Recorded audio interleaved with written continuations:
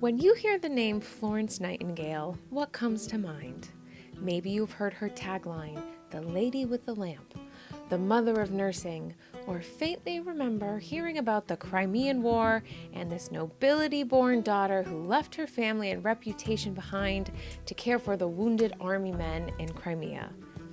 And all those are essentially true. So come along on this journey with me and I'll take you through the amazing life of Florence Nightingale and how she forever changed the modern world. Welcome everyone to Sunflower Storytime with me, Kathleen, where we tell tales that celebrate the resiliency of the human spirit and leave us feeling hopeful and inspired.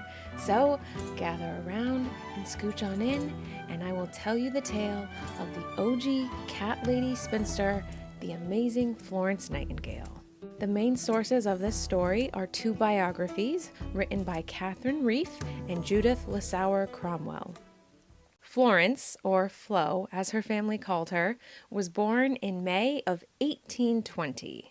She was the second daughter to her parents, William and Fanny. Her older sister was born in Greece on their travels, so they named her Parthenope after the Greek name of the city they were visiting at the time. So, can you guess where Florence was born later? Florence, Italy. Then her parents and their two daughters returned to England where they set up their family estate. Let's set the stage for the culture and environment that she was born into. This is the Regency era in England, so think Bridgerton, Pride and Prejudice, and other Jane Austen novels. Similar to the core of the strife in Pride and Prejudice, the Nightingales produced two daughters and were unable to have more children, so there was no male heir to succeed the title and estate. This meant that their mother, Fanny, had to be dedicated to getting her girls married, because if their father died before either of them married and produced a male child, the estate they lived on would be turned over to another relative, and they could be kicked out of their home. What a troublesome time to be a woman. Her father and grandfather were very liberal for the time.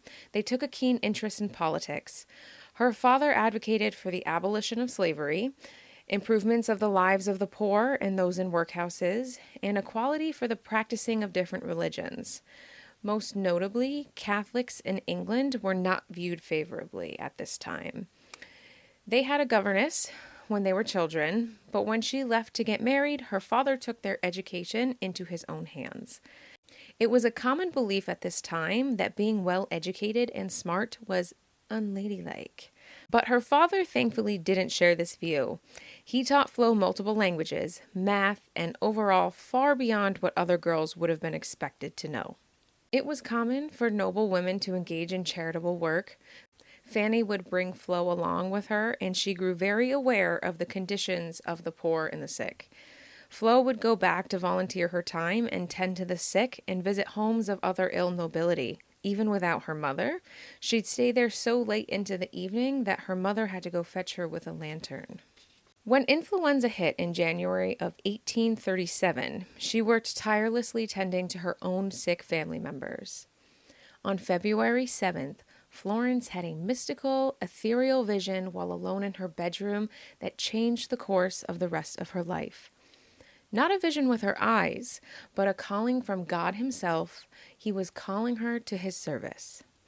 She knew she would spend the rest of her life answering that call, but for now, it would be her secret. It was no mystery that she was a natural at caring for others. She was the family go-to for comfort and nursing aid.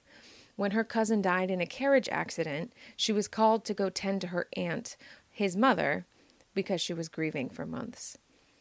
When it was time for Flo to make her debut in society, the 18-year-old Queen Victoria had just taken the throne earlier that year. And just like in Bridgerton, when Daphne walks into the Queen's drawing room with a feather in her hair and bowed before the Queen, Flo bowed before Queen Victoria. She was that high in society that she debuted in front of the Queen of England. She partook in the usual societal functions and was courted by suitors. Her family took a European tour soon after her debut, visited Italy and France, where she made a great friend, Clarky, who was much older and a strong feminist of the day. It's a theme of her life that she befriended older, strong women. She was drawn to their wisdom and feminist essence. Her strongest suitor was Richard Milnes. He shared her views and interests in social causes. They had a great friendship growing. Flo truly felt she needed to remain single, though. After all, she was called on by God to work in his service. She knew that in a marriage there is no equality. Ladies' work has always to be fitted in after the needs of a husband and children have been met and the duties of keeping a household have been fulfilled. Yet, where a man is, his business is the law. She strongly believed that some women were chosen to be wives and mothers, and others were chosen to be single. In the eyes of the law and society, women were owned by their husbands. Flo did not want this kind of constraint to stand in the way of her calling. Behind his destiny, woman must annihilate herself, must only be his complement. A woman dedicates herself to the vocation of her husband. She fills up and performs the subordinate parts in it. But if she has any destiny, any vocation of her own, she must renounce it. The Howe family from America visited with the Nightingales and stayed with them for a few days. The father, Dr. Samuel Gridley Howe, took an interest in Flo as she divulged her nursing interest to him, and he actually encouraged her. He said, "Go forward. If you have a vocation for that way of life, act up to your aspiration, and you will find that there is never anything unbecoming or unladylike in doing your duty for the good of others." This was progressive motivation for a man to be telling a young woman at this time. I think it's also interesting to note that Dr. Howe made it clear that he believed Flo could partake in such an endeavor, but no daughter or wife of his would he find it acceptable to do such a thing. Not for his woman. Kind of incidentally, it turns out that his wife would go on to write the lyrics to the Battle Hymn of the Republic. So I guess she did go on to accomplish something after all. Following this advice, Flo put a plan together. She would study for a year with Dr. Richard Fowler, the chief physician at Salisbury Infirmary, then headquarter a small house with other women of similar intention and form a cohort of young nurses. So she has her plan. She presents it to her family with confidence in December of 1845. She was 25 years old at the time, about 8 years after her calling by God realization. And it did not go well. Her family went from utter shock to angrily shouting over each other. It was an unthinkable decision to serve in a hospital. Her mother even called her selfish. How could she dare think to leave her family and her duty to marry to work for a wage and be exposed to the lower classes and become a sex worker? I should mention here what nurses in England during this time were like. When nobility would come sick, the doctor would go to their houses for a home visit, and they were nursed back to health by their own family. The well-to-do did not go to hospitals. Only the poor, who had no one else to help them, went to hospitals when they were sick. It was common for nurses to engage in sex work. They were often drunk, and they had no real training. They were not nurses by anything close to today's standards. They didn't do real medical care. They just did some tasks around the hospital. They were more like servants. So hearing that Flo wanted to dedicate her life to the profession in its current state was simply not an option. Flo adored her family. She would address letters to them as "my dearest people." So she was devastated that they were so adamantly rejecting her passion. There was no way she would abandon them or deceive them. She spent her entire life trying to gain her mother's love and approval. And she did have it, but it was clear that her mom favored her sister. When Parthy was born, she almost died as an infant, so she was Fanny's little miracle, her delicate child, and this continued on into adulthood. Flo continually tried to change their minds over months, but it didn't work at all. She grew increasingly depressed with her entire life at home and wrote about wishing for death. Flo was completely consumed by this idea. She really viewed it as her only reason for living. She continued to pursue her passion in secret, learning what she could. When the book Jane Eyre was published, she felt a great likeness to the main character. It's funny to hear Jane Eyre referenced as a current-day publication because Flo read it when it was first released. Flo appreciated how Jane came from obscurity and was able to overcome so much, in Jane's case, abuse, to find happiness and love. I think she admired Jane's pursuit and that she went from being born into one thing and ended up as something different entirely. In the height of her depression, Flo was given the opportunity to spend the winter with family friends Charles and Selina Bracebridge and travel to Italy. Her family was like, "Oh yes, please go. It'll make you forget all about this nursing nonsense." And she did feel reinvigorated with life again and felt better, until it was time to go back home. The feeling really didn't last. She became so depressed, she was practically suicidal. She reconsidered accepting the proposal from Richard Milnes again, but she couldn't bear the idea, and she officially refused him. On this trip, however, she did come to meet a young couple named Sidney and Liz Hebert, also an English couple.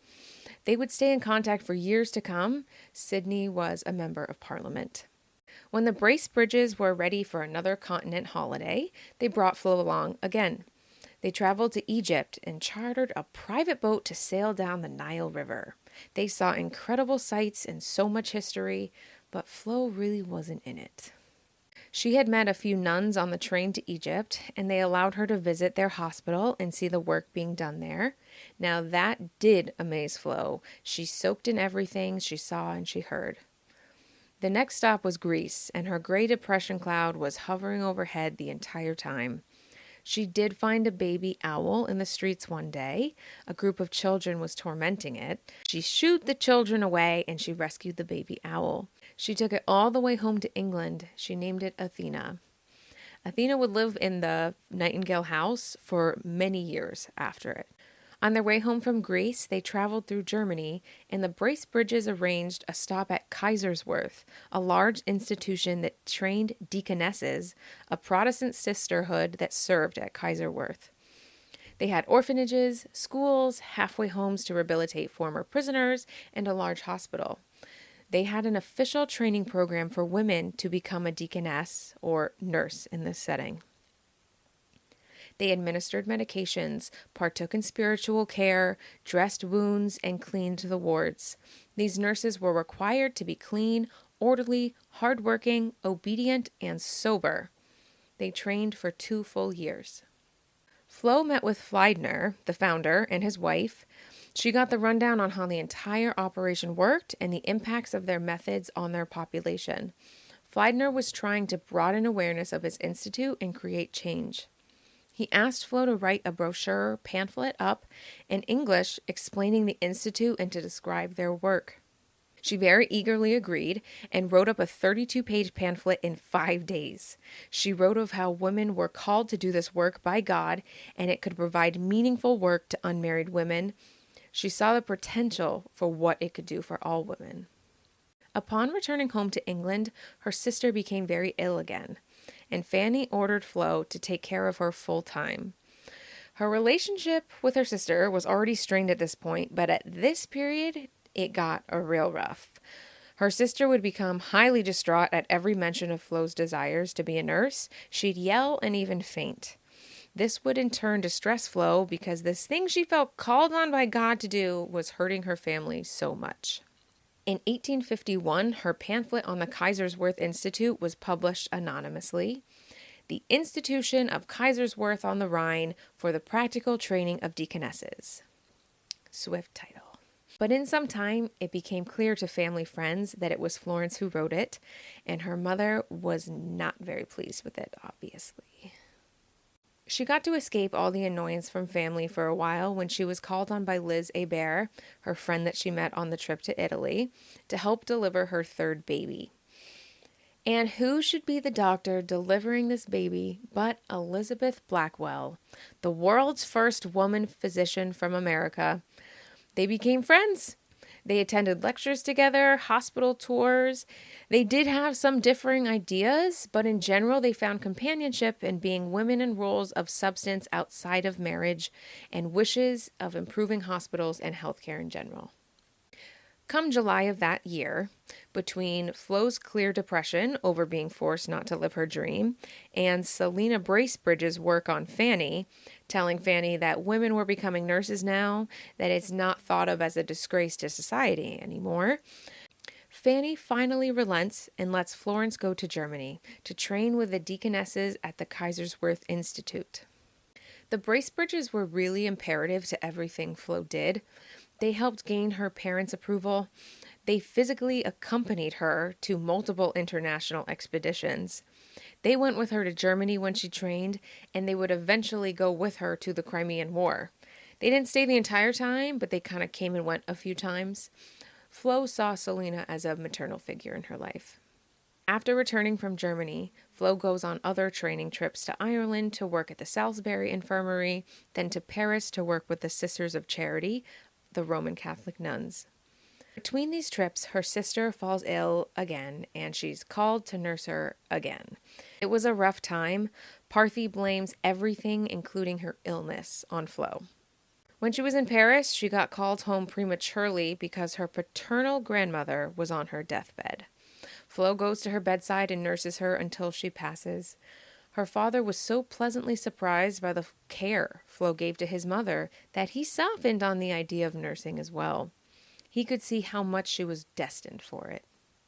A small hospital in London, the Establishment for Gentlewomen During Illness, cared for gentlewomen like governesses, widows, relations of military and clergymen when they were ill and had no one else to care for them. They were in need of a new superintendent, and Selina Bracebridge recommended Florence for the job. She interviewed, and even though she had never held a formal position of authority, she negotiated in the interview for complete control over the institute and all changes that needed to be made. She wanted to be able to do the job that she knew needed to be done and not held back by anything. Lady Canning, who served on the committee for this hospital, told Flo that she would need to reside on premises for the job and would need a maid to act as chaperone and would not take a salary because no lady of means worked for money. Flo was offered the job and she took it. For no money. Flo worked as superintendent for a full year. One of her first changes was demanding Catholic patients be allowed entry to the hospital and should be visited by their chaplain.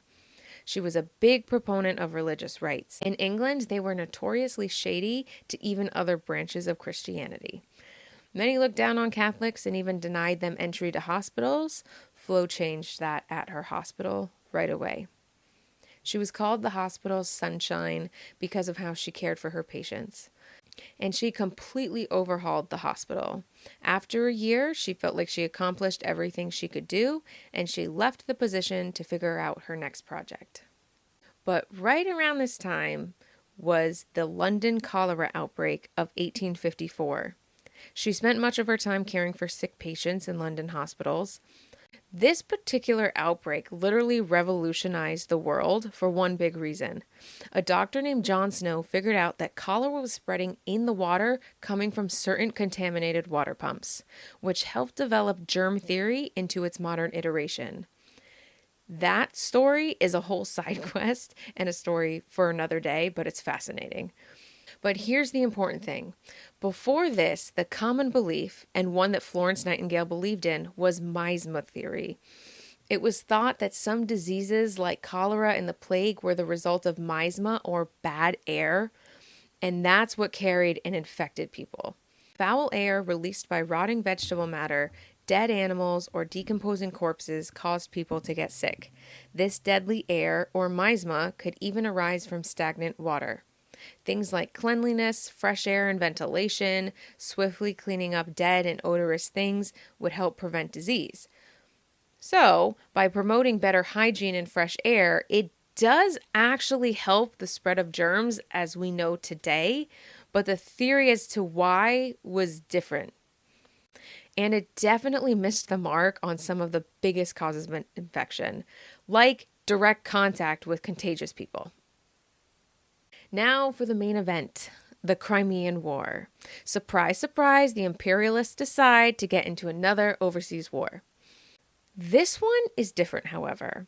The telegraph had just been invented, which means that news from the front lines used to take days or weeks to get back to England, but now it gets there in a matter of hours. For the first time, the English public are hearing what's going on essentially in real time. The press also play a major role in all of this. Because of their reporting, the public gets a real view into the horrible conditions of not just war, but how the wounded and injured are being cared for. Descriptive accounts of military hospitals reach home, and everybody is astounded that the soldiers are being cared for in such despicable manners. Now, I'm not going to give any real good information on the Crimean War itself because I don't completely understand it. But here's what you need to know. The Brits and French are fighting the Russians on the Crimean Peninsula and Constantinople, or Istanbul. The English soldiers are being carted off to this horrible hospital, and they're watching their French counterparts being cared for by the Sisters of Charity, the nuns from Paris. And this does not sit well with anyone. Florence reads about it and immediately writes to Sidney Hebert, who incidentally is now the Secretary of War for Parliament, her old friend. She says, "Hey, get me over there so I can take care of our boys. This is unacceptable." Well, while her letter is being written and sent, Sidney is also penning a similar letter to her. His committee is getting all sorts of pressure to do something about the hospital situation, and he knew just the person for the job. He immediately names her superintendent.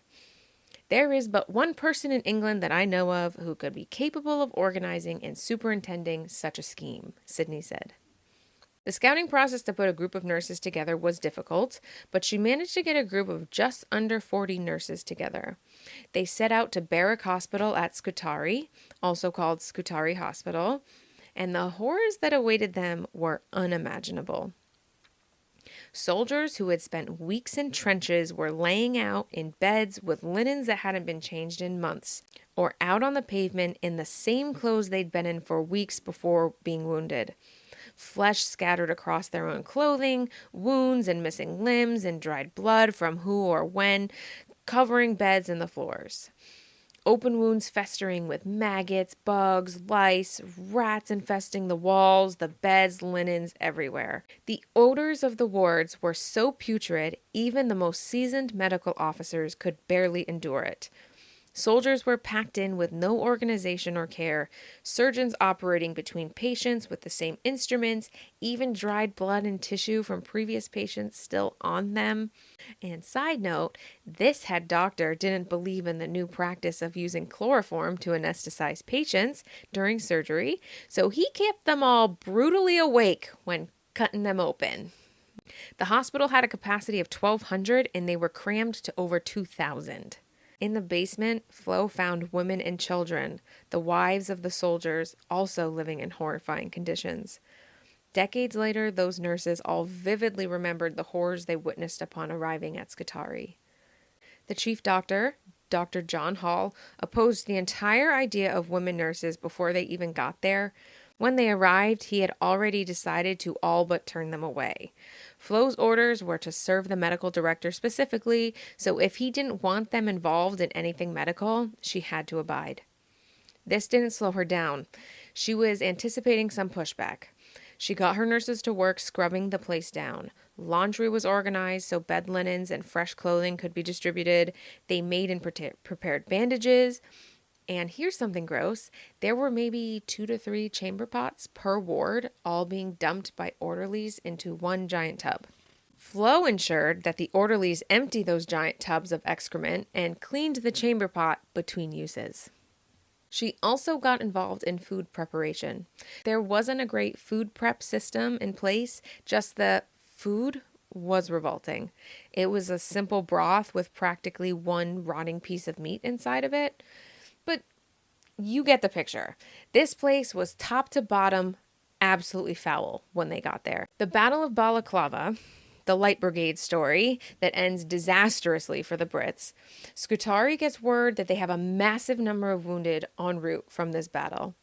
They were about to be completely overrun with patients, and finally, Dr. Hall relents and lets the nurses actually do nursing care because he just doesn't have any other choice. They're going to need all the help that they can get. Now they're busy dressing wounds, having to soak off the old dressings first because they've completely dried out before they can get back to redress it. They're mopping, keeping windows open for fresh miasma, bathing soldiers every 80 days because they were so short on water and soap and all supplies for that matter, but they were really making things work with whatever they could get. The London Times set up a fund that the public could donate to, and they sent all the funds directly to Flo, who distributed it appropriately. She rented the building next door to be used as a laundry facility, and she put to work some of the wives from the basement to help. And they now had continual access to fresh bedding and clothing to change out. The press played a really huge part in all of this coming together.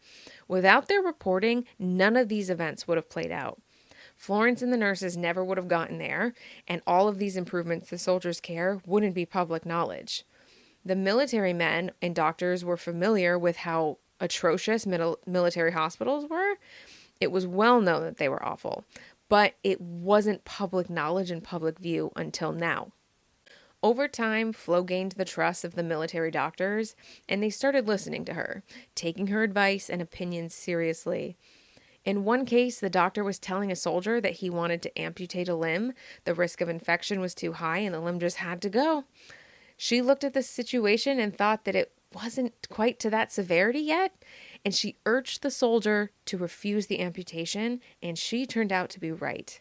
Years later, he sought her out again to thank her for his arm. He recovered and never needed it amputated. The people of Britain continued to show their support, not just by financial donations, but by sending supply and comforts of home directly to them. Even Queen Victoria sent a supply of scarves to the men. A newspaper published a letter a nurse wrote home regarding how horrifying the food was. Well, a local London celebrity chef read that and marched right up to Parliament and said, "Send me over there, I'm going to go rectify the situation." Alexis Soyer and a few assistants boarded a boat and went to Scutari to make quality, nutritious food for all the staff and patients at Scutari. He would turn out to be instrumental in this revolutionary idea of training some soldiers to work as cooks so that they could appropriately prepare large volumes of nutritious food for all of the soldiers. That is just incredible that after one newspaper article, a fancy chef volunteers to go to a war zone hospital and cook for a bunch of soldiers. That's the power of the press, baby. In the first 4 months after Flo's arrival, the death rate of the soldiers in the hospital fell from half, 50%, to 20%. With no real changes in medical treatments, just nursing care, hygiene, sustenance, they drastically reduced the mortality rate. A journalist, John MacDonald, who had overseen the paper's Crimea Fund, returned home to England and wrote a prominent article about Florence. She's a ministering angel. As her slender form glides along each corridor, every poor fellow's face softens with gratitude at the sight of her. Late at night, when the doctors were asleep and the sick men lay lying in darkness, she may be observed alone, with a little lamp in her hand, making her solitary rounds. There was a sketch of Flo, standing at the foot of a soldier's bed, an oil lamp in hand, giving off the only light in the room. This vision of the lady with the lamp spread across England, giving hope in a distressing time. The public's response was, of course, not universally adoring. Many wondered about the motivations were of a woman. Could she really be a proper lady if she was out there with wards full of men? And, of course, the only way to secure public opinion was for multiple men to vouch for her character. Alexis Soyer, the doctors she worked with, and more publicly wrote about their experiences with Flo and ensured that she was a proper lady with pure intentions. As a result of this, the Nightingale family became famous. Fanny was invited to visit the Queen. People were interested in them, and now Flo's passions don't seem to be a problem for her family. They just wrote off her fame now that she had it. In May of 1855, Flo sets off to other military hospitals. The trip was going to be a few hundreds of miles and very laborious. The Bracebridges were back to accompany her on this part of her trip, but they did discourage her from doing it. She was very worn down from working so hard over the last year. She wasn't eating enough, she was very thin and gaunt, and she didn't think it was wise to take this trip. Alexis Soyer came with her too, and to offer his expertise to the other hospitals. Soyer cautioned her regarding such close contact with sickly soldiers on this trip. He was worried she'd catch something. Flo, of course, dismissed him. She'd been in close contact with countless sick people in the past, but this time was different. Flo became very ill with what they called the Crimean fever. We now know it to be called a bacterial infection called brucellosis. It's contracted by eating contaminated dairy or meat. She most likely contracted it at Scutari. It was incubating inside of her during the first part of the trip before making her quite ill. This disease remained with her for the rest of her life, and she was never completely healthy again. She returned to Scutari, refusing to leave and go back to England, as Selina was trying to get her to do. She felt like she could run the place even from bed. She did lots of writing, and the war ended in July of that year, and then she returned to England. She spent almost 2 years at Scutari, but between falling ill and the end of the war, there was a massive power struggle among the nursing commands throughout the whole system. Flo definitely didn't have 100% support. There were a few people trying to undermine her and take authority away from her. But even though she was quite ill, she was still savvy enough to keep control and not have her work completely undone before the war was over. When she arrived home, she was still ill, but she wasn't really sure what to do next. She was getting a lot of attention and letters from admirers, from not-so-admirers, and gracious thanks from soldiers that she helped during her time at Scutari. She was invited by physician Sir James Clark, who had previously treated her sister, up to Scotland to the Queen's residence. She took the journey and met with Queen Victoria. They discussed army medical reform, and Victoria put her in touch with Lord Panmure, the Secretary of State for War. To Flo's surprise, he was actually receptive to her insight and asked her to write a report detailing all of her observations of wartime medical care with suggestions on improvements. For the record, Florence has no title, no official position anymore. She has never received a cent for the tireless work that she's put into the country. And she's still quite ill. But from her bed, she constructs the requested report. This entire issue of army reform was quite a project. It was many, many months of work. She had to recruit all of the people in power in her life that could help. She worked tirelessly, morning and night, to get it done. She did this at the expense of her own health, trudging through debilitating illness. Her opinions had extraordinary weight and influence. It became to be known as Nightingale power. But women were still not allowed to vote at this time. She couldn't vote, but she could write an official report to Parliament. She wasn't allowed to present it, though, because she can't serve on a committee in Parliament. And, not to mention, she was acting as superintendent of military nurses, and she was still expected by society to have a chaperone with her. She literally brought a chaperone to war in her late 30s when she was in command of other people. And now she's called upon by the Queen of England and members of Parliament to reform the military, and she's still expected to have a chaperone with her, and she still can't vote. But anyway, the Royal Commission on the Health of the Army started hearings in May of 1857. Flo provided all of the data required. They also examined homeland military hospitals. They found that the soldier death rate was higher on British soil than in wartime hospitals. This was due to crowded conditions, poor sanitation, and defective sewers. By September, Flo completely finished her report. It was 800 pages long and contained many graphs, tables, and full statistical analysis because she was actually quite good at math.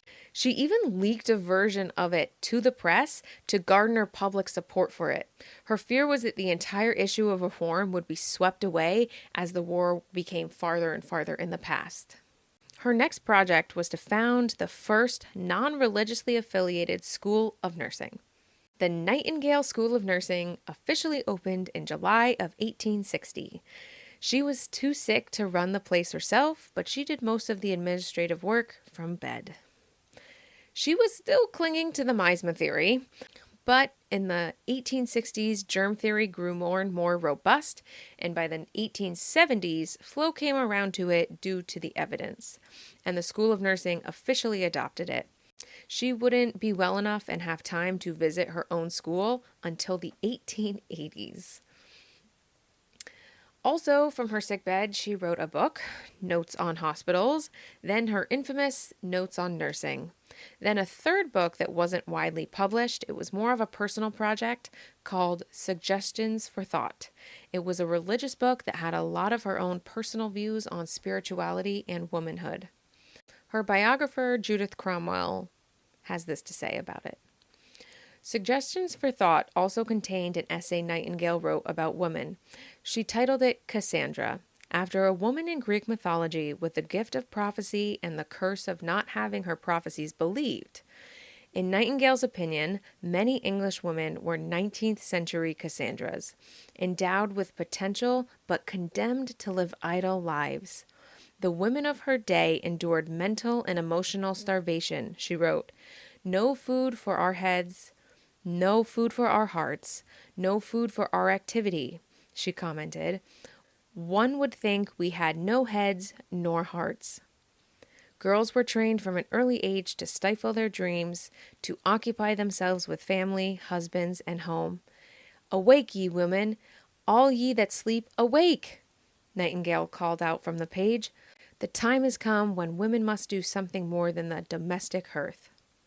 By 1865, her father purchased a home in London for her where she settled down and lived with 4 cats. She was the OG spinster cat lady in the best way possible. She had a hand in public health efforts in India at this time as well. British forces were doing their colonizing thing over there, and disease was running rampant among soldiers and the locals. She wrote up a pamphlet and published articles to educate the public on sanitation and hygiene. She had it translated into the local language. As a result, sanitation commissions were set up in India. She dedicated about 18 years of work into reforming sanitation for India.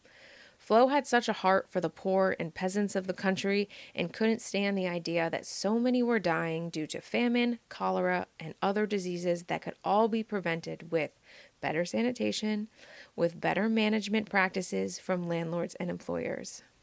In the 1860s, England started setting up workhouses for poor and homeless. It's pretty clear that these were inhumane, and of course proper care wasn't put into the housing quarters of these workhouses, so the people working and living there were in filthy conditions and treated badly. She wrote to the public.